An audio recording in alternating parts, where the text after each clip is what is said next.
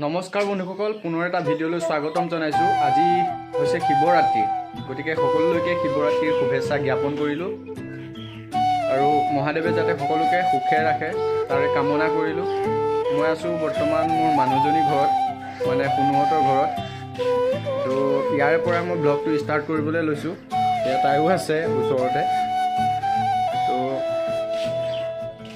অলপ অসুবিধা হোৱাৰ কাৰণে মানে তাই হৈছে এতিয়া 9 month প্ৰেগনেঞ্চি, গতিকে মই ইয়াতে আছোঁ আৰু কেইদিনমান থাকিম ইয়াতে। গতিকে ইয়াৰে পৰা ব্লগটো ষ্টাৰ্ট কৰিবলৈ লৈছোঁ। ভিডিঅ'টো শেষলৈকে চাই থাকিবা। আমি এতিয়া যাম এটা মন্দিৰত, তাতে চাকি তাকি জ্বলাই। আমাৰ দেৰগাঁৱতে আছে এটা দৌল আছে, দৌলটোৰ নাম কি আছিলে?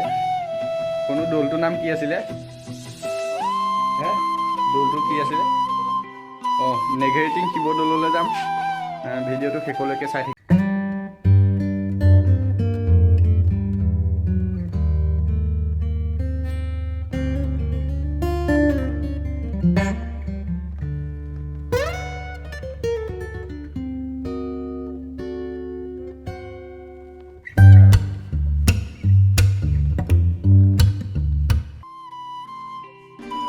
মন্দিৰত গৈ ধুনীয়াকৈ চাকি তাকি জ্বলালোঁ। ভিডিঅ' কৰিবলৈ পাহৰি থাকিলোঁ। তো তাত প্ৰসাদ চসাদ খাই মেলি ঘৰত আহি অৱস্থা বেয়া।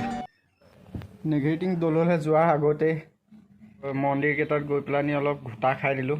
তো অৱস্থাটো বেয়া হৈ গৈছে, সেইকাৰণে বিচনাত অকণ পৰি দিছোঁ। লগৰকেইটাতো ৰখি আছে ৰাস্তাত, এতিয়া নেঘেৰিটিং যাবৰ কাৰণে মোক ফোন কৰিছে। তো এতিয়া যাম নেঘেৰিটিং।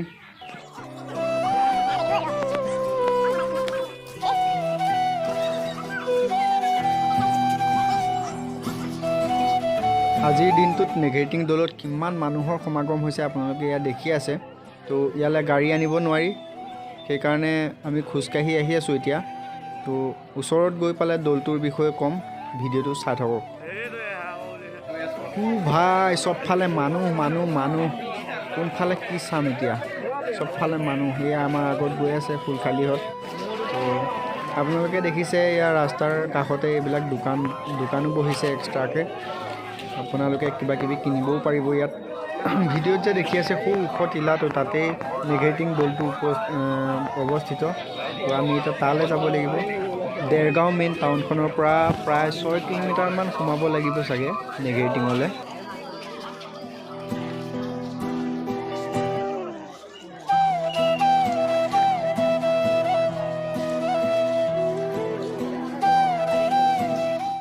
লাইফত আজি ফাৰ্ষ্ট টাইম আহিছোঁ আমাৰ এই নেঘেৰিটিং শিৱদৌললৈ। তো মানুহ চাওক কিমান সমাগম ঘটিছে, ইমান মানুহ। এইফালে চাওক ওপৰলৈ কিমান মানুহ উঠি গৈ আছে, নামি আহি আছে। বোলো হৰ হৰ মহাদেৱ। সৌখন দেখিছে গেটখনত লিখা মতে 1751 চনৰ পৰা 1769 চনৰ ভিতৰত এই দৌলটো নিৰ্মাণ কৰা হৈছিল। এই দৌলটো স্বৰ্গদেউ ৰাজেশ্বৰ সিংহৰ দিনতে নিৰ্মাণ কৰিছিল।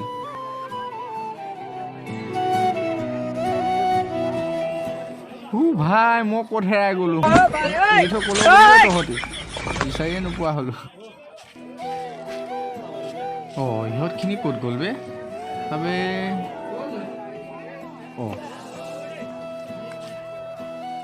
ইফালেও নাই সিফালেও নাই, গ'ল ক'ত? পাই গ'লোঁ। সৌকেইটা সেয়া তাত বহি আছে। মানুহৰ ইমান হেঁচা ঠেলা, যেনে তেনে কিবা কৰি ভিতৰলৈ সোমালোঁ আৰু।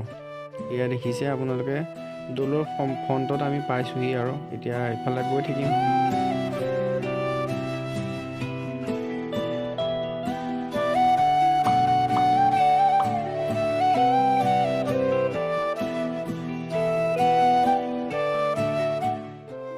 ইয়াতে আপোনালোকে যিটো ডাঙৰ মাজৰ মন্দিৰটো দেখিছে, সেইটো হৈছে শিৱ মন্দিৰ। আৰু তাৰ লগতে এয়া সৰু সৰু মন্দিৰো আছে। সৰু মুঠ 4টা মন্দিৰ আছে। এটা গণেশ মন্দিৰ, এটা দুৰ্গা মন্দিৰ, আৰু এটা বিষ্ণু মন্দিৰ, আৰু এটা সূৰ্য মন্দিৰ। মুঠ 5টা আছে।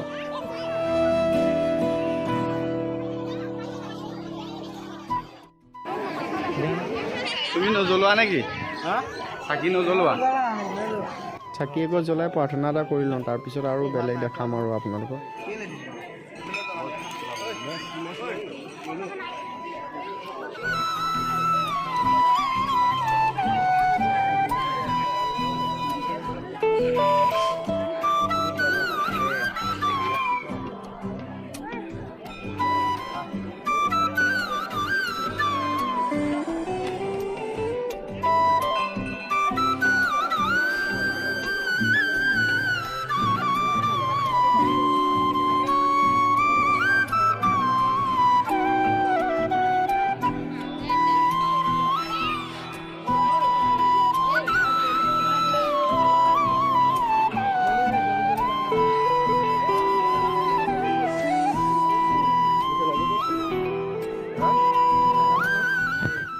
চাকি তাকি ধুনীয়াকৈ জ্বলাই ল'লোঁ।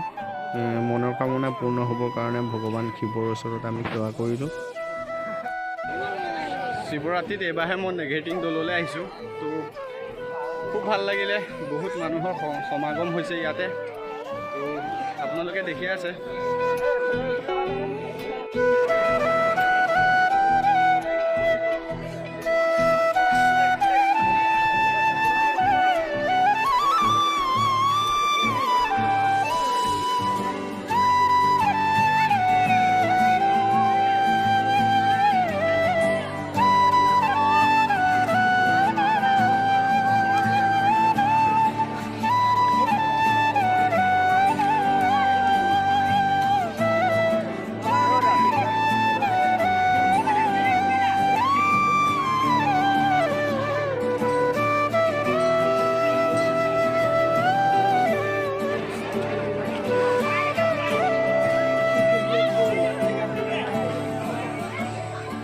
যিমানে বেলিটো পৰি আহিছে মানুহৰ সমাগম সিমানে বেছিকৈহে বৃদ্ধি পাইছে।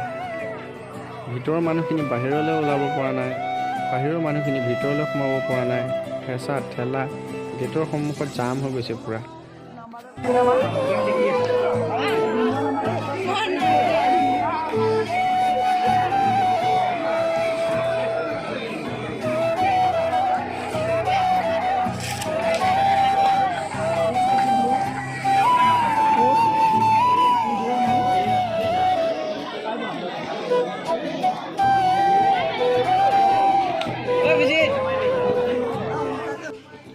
বাহিৰত থকা মাৰ্কেটবিলাকতো কিমান মানুহ চাওক, কিমান মানুহৰ সমাগম। আৰু সিফালে কিবা কিবি খেলো খেলাই আছে, আপোনালোকক দেখুওৱা নহ'লে। তো ওলাব সোমাব নোৱাৰি, সেইটো কাৰণে দেখুওৱা নহ'লে। এবাৰ ওলালে আৰু সোমাব নোৱাৰি, সোমালে আকৌ ওলাব নোৱাৰি। তো সেইকাৰণে দেখুওৱা নাই। ইয়াতে বন্ধুসকল কিবা এটা খাই ল'লোঁ, তাৰপিছত এতিয়া আমি ঘৰলৈ যাম।